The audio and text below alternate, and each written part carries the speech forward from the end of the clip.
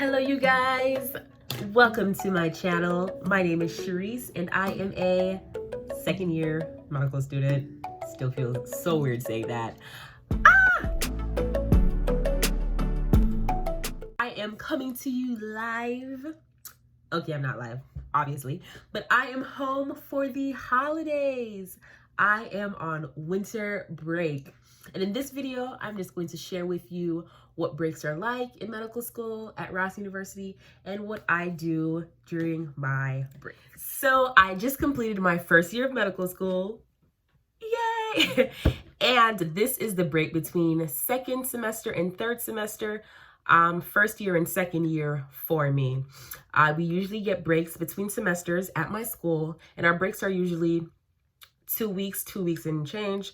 But this break is a whole month, and it is so needed. I'm so grateful for it. So I am home with my family. We did not get a Thanksgiving break in basic science. So I was not able to come home for Thanksgiving. And that really bummed me out because for the first time in my whole life, I was away from my family for Thanksgiving. So we decided to, make Christmas a really big celebration since I missed Thanksgiving. So everyone came over to my parents' house. All my family members, we cooked food, we ate, we laughed, we played games. It was just awesome. So good being with them. Just being with my family just connects me with me. I don't know if that makes any sense. It just really puts things in perspective and reminds me why I'm doing what I'm doing. Because I feel like when you're studying for hours on end, you lose parts of you. That sounds really bad. You get disconnected, I guess, from who you are in a sense, and just being around them really grounds me. It just reminds me of why I started this journey in the first place. So it's been awesome, so great being with them. But it has not just been fun and games, okay? I've been trying to study on this break. Yes, you will study on your breaks in medical school. This is your new normal. So I have actually been trying to study. This is my second break. My first break between first semester and second semester, let's just be honest, I didn't study at all. I probably picked up my first aid book twice. And I do not recommend you do that. At my school, second semester is really heavy in physiology. So if you do plan on going to Ross and you're going to second semester, I would recommend that you get your hands on any physiology material that you can to prepare yourself for second semester, because I know when I was in, I was like, what's going on here? Right? So I am not trying to fall into that trap between second semester and third semester, because at my school, third semester is known notoriously as being the beast, right? And I've heard too many people say that third semester is challenging for me not to listen, right? So I have been trying to work in some studying in this break. So what I've been doing to study is I got this book. This is the Holy Grail, Pathoma. If you are a medical student, then you probably already know Pathoma. If you are not, if you plan on going to medical school, let me introduce you to your new best friend. Say hello, best friend. This thing is going to be your friend in medical school. So I got the book and I was so excited to get this book. Oh my goodness, when it came in the mail, I was like, yes, it's here. And the way the book is set up is that it has very short chapters, but really, really in-depth detail, explaining different concepts in pathology, and explaining like all of the fundamental science background for everything here. And then in the margins, it has a space for you to write and to annotate, and it has pictures along with it. Comes along with videos that accompany the book. And in the videos, Dr. Sattar, who's the maker of Pathoma, basically just explains everything that is written here. And the reason why I was so excited to get the book is that I learned very early in medical school that words are my friends. I knew that. And it's very important for you to know what works best for you. So I knew that I like words. That's how I learn best. So then when I got the book, you know, it's a lot of words. I was like, yay. But then going through the material and then, you know, listening to the videos, watching the videos and listening to it, the way that the content is presented is so clear. Like Dr. Sattar does such a great job at just breaking things down in a way that makes sense to you. Like, Pathoma, thank you. So that's what I've been trying to do. Go over Pathoma. And also in third semester, that's when you start, at my school, that's when you start pathology. And also we have a lot of microbiology.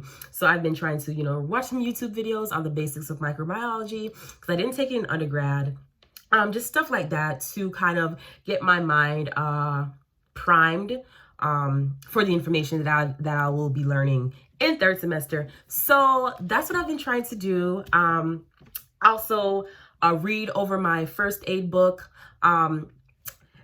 because in third semester you also have a lot of immunology, and we had immunology in first semester, and I have not looked at it since because immunology was not good to me. So I have tried to stay away from it as long as I can. But in order to really grasp, you know, all of the microbiology, all of the different viruses and diseases and stuff, you need to have that kind of immunology background. So I went back to my first aid and went back to the immunology chapters. And surprisingly enough, reading it over, like the light bulb has gone off. Like I'm getting that aha moment. And I'm realizing that the stuff that I thought was so hard is really not that hard. And I'm actually understanding it. That was surprising for me. And that kind of just goes to show you how important it is to go back and review, you know, the material. Because when we're studying for exams, really. And that's what you don't want to do. You don't want to study for exams. You want to study so that you understand the material, because everything's building on each other, right? And you want to study for the long term because you know that the ultimate exam is step one, right? And not only that, you just want to know the material so that you can be a competent physician, right? So going back and reading first aid and just learning that immunology again, kind of, was really nice. So I've been trying to do that, review some immunology, some microbiology, some pathology, just so that I can be in the best shape for third semester. Because that's important, because yes, you're on break and you need to relax. You do need to unwind. You do need to do all of that stuff. And I've done all of that and some, but you also need to take the time to make sure that, you know, you're still staying, up to date, or you're not falling behind, because that will happen to you. You will fall behind before the semester even starts in medical school. So, that's what I've been trying to do to, you know, make sure that I am in the best shape to succeed. So it hasn't only been sleeping in, but there has been a lot of sleeping in, I'm not gonna lie. But I've actually been trying to study.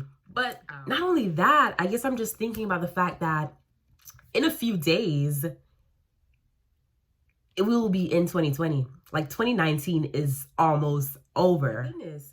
And I am just kind of, you know, thinking about all the things that lay in store for me in 2020. 2020 is going to be the year that it's going to happen. 2020 is the year that I will finish basic science. By God's grace, I'll be done with basic science. It's also the year that I will be taking step one. So a lot of things in 2020, a lot of scary things, but I'm not going to worry about it. Just like this shirt says, my mom got me this shirt for Christmas. I think it's so cute. It says, pray about everything, worry about nothing. And honestly, that's how I'm going into 2020. I'm going to pray about everything and worry about absolutely nothing, because worrying doesn't do you any good. We don't need the wrinkles. We don't need the gray hair unless you're going for that look, you know. But we don't need the stress. We don't need the stress hormones to be released into our blood unnecessarily.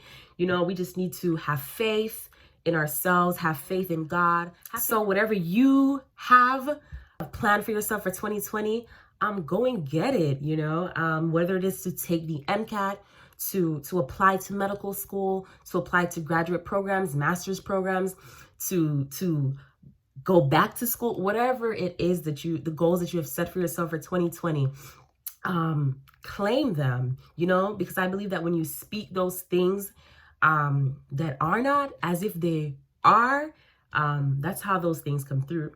That's what faith is. Great things await in 2020. I'm excited. I'm excited for what the future holds for me. I'm excited for what the future holds for you. So, thank you guys for watching this video. Share with me in the comments, what are some plans that you have for yourself for 2020? What are some goals that you have set for yourself for 2020? I want to hear what are some big things you have going on in your life. Like the video, comment below, subscribe to my channel. Don't you forget that God's got you. Have a dose of faith. You're gonna be okay.